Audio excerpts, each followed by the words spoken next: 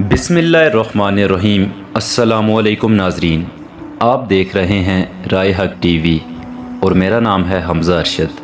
حضرت یونس علیہ السلام حضرت ہود علیہ السلام کی نسل میں سے تھے۔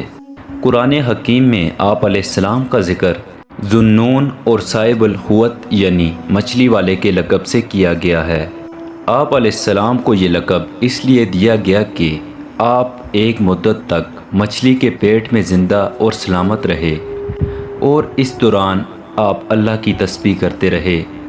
قرآن حکیم کی 10ویں سورۃ الیونس آپ علیہ السلام کے نام سے ہے۔ اللہ نے حضرت یونس علیہ السلام کو عراق کے شہر نینوا کے لوگوں کی طرف رسول بنا کر بھیجا۔ شہر کی آبادی تقریباً 1 لاکھ سے زیادہ تھی۔ نینوا دریائے دجلہ کے کنارے ایک بہت بڑا اور بارونق شہر تھا۔ اس شہر کے کھنڈرات موجودہ عراق کے شہر موصل کے قریب پائے جاتے ہیں۔ شہر نینوا میں آباد لوگ کفر، شرک اور بت پرستی میں مبتلا تھے۔ حضرت یونس علیہ السلام نے کئی سال تک انہیں اللہ کا پیغام پہنچایا، مگر ان پر کچھ بھی اثر نہ ہوا اور وہ اپنے نبی کا انکار اور ان کی مخالفت کرتے رہے۔ انکار پر ڈٹے رہنے کی وجہ سے جب اہل نینوا پر اللہ کا عذاب نازل ہونے کا فیصلہ ہو گیا تو حضرت یونس علیہ السلام نے اپنی قوم کو خبر دی کہ اب 3 دن کے بعد تم پر اللہ کا عذاب آ جائے گا۔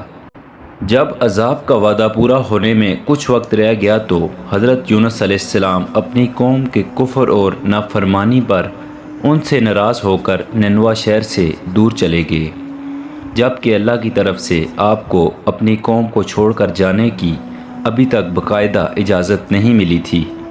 ایسے موقع پر اللہ کی سنت یہی رہی ہے کہ رسول اپنی مرضی سے اپنی بستی کو نہ چھوڑ سکتے، بلکہ جب تک کہ اللہ کی طرف سے باقاعدہ ہجرت کا حکم نہ آ جائے۔ اس کے بعد حضرت یونس علیہ السلام کے چلے جانے کے بعد قوم پر عذاب کے آثار نظر آنے لگے۔ شہر نینوا پر سیاہ بادل چھا گئے اور تاریک دھواں اس قوم کے گھروں کی طرف بڑھنے لگا۔ لوگ عذاب کے آثار دیکھ کر ڈر گئے۔ اس وقت انہوں نے حضرت یونس علیہ السلام کو تلاش کرنا شروع کیا اور جب وہ نہ ملے تو اہل نینوا شدید پریشان ہو گئے۔ انہیں یقین ہو گیا کہ وہ لوگ اللہ کے عذاب میں گرفتار ہونے والے ہیں، جس سے حضرت یونس علیہ السلام نے انہیں ڈرایا تھا۔ کافی ڈھونڈنے کے باوجود جب حضرت یونس علیہ السلام اس قوم کو نہ ملے تو اللہ کے عذاب کے سائے دیکھ کر شہر کے تمام لوگ اپنے بچوں، عورتوں اور مویشیوں کے ساتھ باہر میدان میں نکل آئے۔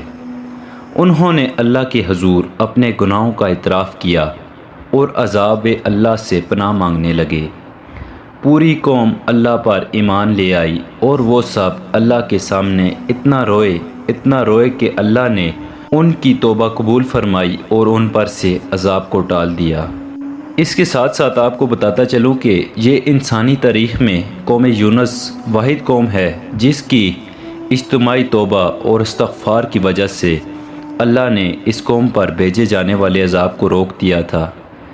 تاریخ میں اور کہیں بھی ہمیں نہیں ملتا کہ اللہ کا عذاب آیا کسی قوم پر اور اللہ نے ٹال دیا۔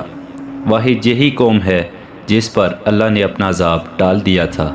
اس سے پہلے حضرت یونس علیہ السلام اپنی قوم کو اللہ کے عذاب سے خبردار کر کے اللہ کی طرف سے واضح اجازت ملنے سے پہلے ہی ہجرت فرما کر شہر سے باہر آ گئے تھے۔ انہیں خیال ہوا کہ اللہ ان کے اس اقدام پر ان پر تنگی نہیں فرمائے گا۔ وہ یہ بھی چاہتے تھے کہ عذاب کے مقام سے دور رہیں۔ وہ ایک بری ہوئی کشتی میں سوار ہوئے۔ کشتی کچھ وقت تو دریا میں پرسکون چلتی رہی، مگر پھر دریا میں طوفان آ گیا اور اونچی اونچی لہروں میں مسافروں سے بھری ہوئی کشتی بری طرح ڈولنے لگی۔ شدید اندیشہ پیدا ہو گیا کہ پوری کشتی تمام مسافروں سمیت دریا میں ڈوب جائے گی۔ ان کشتی والوں نے اپنے تجربے کی بنیاد پر مسافروں سے کہا کہ اس کشتی میں اپنے آقا سے بھاگا ہوا ایک غلام ہے، جب تک اس کو دریا میں نہ ڈالا جائے گا اس وقت تک اس کشتی کو نہیں بچایا جا سکتا۔ اس پر لوگوں کے مشورے سے 3 دفعہ قرآن اندازی کی گئی اور تینوں دفعہ قرآن اندازی میں حضرت یونس علیہ السلام کا نام ہی نکلا۔ لوگوں کے نہ چاہنے کے باوجود بالآخر حضرت یونس علیہ السلام نے خود ہی اپنے آپ کو دریا میں ڈال دیا تاکہ باقی لوگ بچ جائیں۔ اس کے بعد اللہ نے ایک بڑی مچھلی کو حکم دیا کہ وہ حضرت یونس علیہ السلام کو بغیر نقصان پہنچائے نگل لے۔ مچھلی نے حضرت یونس علیہ السلام کو حفاظت سے اپنے پیٹ میں رکھ لیا اور آپ علیہ السلام کو لے کر دریا کی تہہ میں گھومنے لگی۔ مچھلی کے پیٹ میں آپ کو کئی غموں کا سامنا تھا، مثلاً قوم کے ایمان نہ لانے کا غم، اللہ کے واضح حکم کے بغیر قوم کو چھوڑ کر چلے آنے کا غم، پھر مچھلی کے پیٹ میں چلے جانے کا غم۔ ان تمام پریشانیوں اور غموں سے نجات کی واحد صورت آپ کو یہی نظر آئی کہ آپ اللہ کی تسبیح کریں اور اللہ کے حضور استغفار کریں۔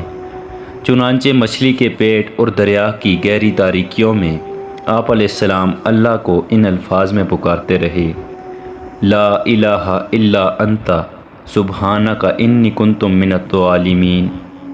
اے اللہ، آپ کے سوا کوئی معبود نہیں، آپ پاک ہیں، یقیناً میں ہی قصورواروں میں سے ہوں۔